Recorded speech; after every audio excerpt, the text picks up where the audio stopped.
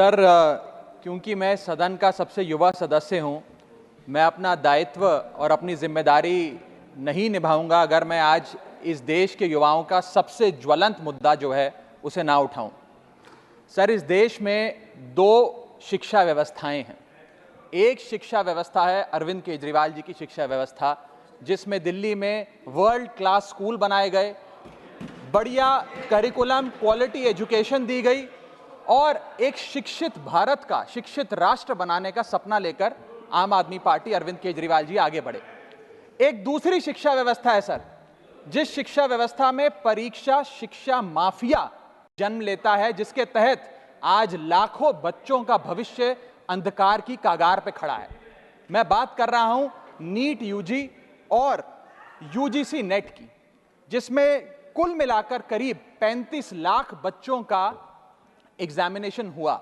हमने देखा, देश भर में देखा कि कैसे उस एग्जामिनेशन को पेपर लीक हुए, क्या उसमें माफियाओं का राज रहा और कैसे इन 35 लाख बच्चों का भविष्य आज अंधकार की कागार पे खड़ा हुआ है।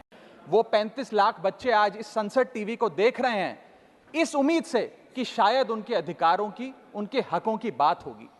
भारत देश एक बहुत युवा देश है। भारत की 65% आबादी 35 साल से कम आयु की है। मैं आपको बताना चाहूंगा कि इस दुनिया के सबसे युवा देशों में भारत आता है, जहां जापान की पॉपुलेशन की औसत उम्र 50 साल है, इटली की 48 साल है, जर्मनी की 46 साल है, यूनाइटेड किंगडम की 40 साल है, चीन की 40 साल है। जहां विकसित देश बूढ़े होते जा रहे हैं, भारत देश जवान हो रहा है। भारत की औसत उम्र आज मात्र 29 साल है। लेकिन हमने इस युवा भारत के लिए किया क्या? मैं आपको बताना चाहूंगा कि भारत में दुनिया की सेकेंड हाईएस्ट स्टूडेंट पॉपुलेशन है। अगर आप प्राइमरी, सेकेंडरी और हायर एजुकेशन को जोड़ लें तो कुल मिलाकर 31 करोड़ आबादी भारत देश की स्टूडेंट्स कहलाती है, यानी कि पढ़ाई लिखाई का काम करते हैं। लेकिन उन युवाओं के लिए हमने किया क्या? मैं बताना चाहता हूं कि इस व्यवस्था ने, सरकार ने उन लोगों के लिए क्या किया। 2 आईपीएल हैं सर इस देश में। एक आईपीएल है जिसमें गेंद और बल्ले का खेल होता है, जिसे कहते हैं इंडियन प्रीमियर लीग, और दूसरा आईपीएल है जिसमें युवाओं के भविष्य के साथ खेल होता है, जो है इंडियन पेपर लीग।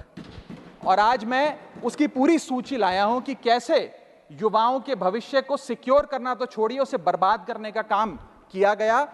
और उस सूची में मैं नाम पढ़ के आपका ध्यान आकर्षित करना चाहूंगा कि क्या क्या हमने अपने देश के युवाओं को दिया है। पहला, व्यापम स्कैम। दूसरा, यूजीसी नेट पेपर लीक। तीसरा, Telangana secondary school certificate examination Hindi paper leak. Assam HSC LC general science paper leak. Uttar Pradesh Lekhpal recruitment exam paper leak. Rajasthan forest guard recruitment exam paper leak.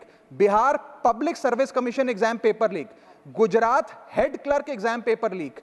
SSC CGL exam paper leak. UP TET exam paper leak.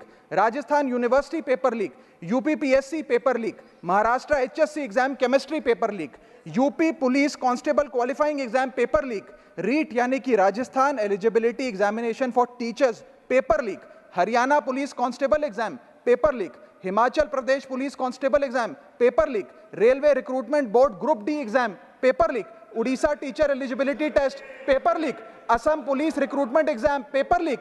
Bihar board का 10वीं कक्षा का भी examination paper leak. Telangana SSC exam paper leak. Karnataka SSC LC exam paper leak. Delhi university law entrance exam paper leak.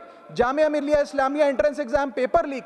UP board exam mathematics और bio का paper leak. Rajasthan teacher recruitment exam paper leak. और इस साल का नीट का 2024 का पेपर लीक। माननीय राघव चड्ढा जी, ये ऑथेंटिकेट करके आप यहाँ मैं दूंगा सर, सारे रिपोर्ट दूंगा। थैंक यू सर, आज हम अपने देश के युवाओं को एक अच्छी शिक्षा व्यवस्था नहीं दे पाए, नौकरियां नहीं दे पाए, बेरोजगारी चरम पर है, ऑर्गेनाइज सेक्टर की बेरोजगारी चरम पर है और अनऑर्गेनाइज सेक्टर की तो आंकड़ों की क्या बात करी जाए। सर मैं इन स्टूडेंट्स की पीड़ा इसलिए भी समझता हूं क्योंकि मैं खुद स्टूडेंट रहा हूं।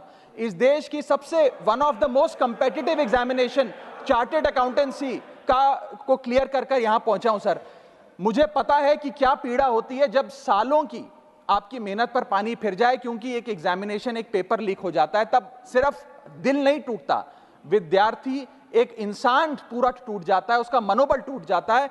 आज उस मनोबल को हमें सबको मिलकर एड्रेस करने की आवश्यकता है। और आज मैं उन युवाओं की ओर से नीट से संबंधित उन 35 लाख स्टूडेंट्स की ओर से सरकार से 5 सवाल पूछना चाहूंगा। और वो पूछने से पहले ये बताना चाहूंगा कि एनटीए, जो जिसे नेशनल टेस्टिंग एजेंसी का नाम देके जिसका गठन किया गया था कि वो युवाओं के भविष्य के लिए कुछ कारगर कदम उठाएगी, एक ट्रांसपेरेंसी से एग्जामिनेशन कराएगी, उस एनटीए का फुल फॉर्म आज नो ट्रस्ट एनीमोर हो गया है। कोई भी विद्यार्थी आज इस एनटीए पे विश्वास नहीं कर रहा। और मैं विद्यार्थियों की ओर से ये 5 सवाल सरकार से पूछना चाहूंगा, नीट से संबंधित सटीक सवाल। पहला सवाल, नीट का पेपर जिसमें मात्र 1-2, बहुत हुआ तो 3-4 स्टूडेंट्स की रैंक 1 आती है, जैसे कि 2023 में मात्र 2 लोगों की रैंक 1 आई, 22 में मात्र 4 लोगों की आई, 2021 में मात्र 3 लोगों की आई। जब इतने कम स्टूडेंट्स की रैंक 1 आती है, तो इस साल 2024 के नीट के पेपर में कैसे 67 बच्चों की रैंक 1 आ गई, जबकि फैकल्टी और टीचर्स ये मानते हैं कि बहुत मुश्किल पेपर था। सर मेरी पार्टी का समय बचा हुआ है सर, प्लीज मेरे को 2-3 मिनट दे दीजिए। नहीं सर, 4 मिनट 5 मिनट भी नहीं हुए सर, वक्त दे दीजिए please. Conclude with in sir, 1 minute conclude, otherwise I will move. Sir वक्त ऐसे मत दीजिए कि ठीक लगे सर, वक्त ऐसे मत दीजिए कि ठीक लगे, बाकी जो आपको ठीक लगे। सर मेरा दूसरा सवाल, कैसे मैथमेटिकली इम्पॉसिबल नंबर स्टूडेंट्स के आते हैं? इस एग्जाम में या तो 720 नंबर आएंगे जिसके सारे जवाब सही हैं, और अगर एक भी गलत हो गया तो आप 715 नंबरों पे आ जाएंगे। इस 715 और 720 के बीच में किसी के नंबर नहीं आ सकते। लेकिन इस बार ग्रेस मार्क्स देकर 717, 718, 719 और आखिरी सवाल, मेरा आखिरी सवाल, मैं समाप्त कर रहा हूं सर। इस बार जो इस नीट एग्जाम के नतीजे 14 जून को आने थे, उसको 10 दिन पहले कर दिया गया। हम देखते हैं कि नतीजों में देरी अक्सर होती है, लेकिन 10 दिन पहले चुनावों के शोर के नतीजों के शोर में 4 जून को नीट एग्जाम के नतीजे लाए गए। क्या मकसद था?